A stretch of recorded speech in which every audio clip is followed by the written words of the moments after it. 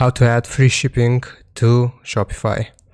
From the left hand side, we want to go to settings here, and then we will choose shipping and delivery from the settings. It's gonna look like this. We want to do custom shipping rates and create a new profile here. And then we will choose shipping zones, create a zone.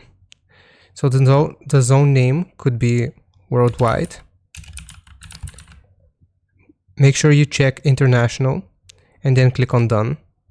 And then we have to add the rate itself. So click on add rate. And as you can see, the price is free. And we have to call it something along the lines of free shipping or whatever you would like. So free shipping here. And then we click on done. And now we have the price for free, condition, and free shipping all over. Save this and you're good to go. So I hope this helps. Leave a like and sub, and I'll see you next time.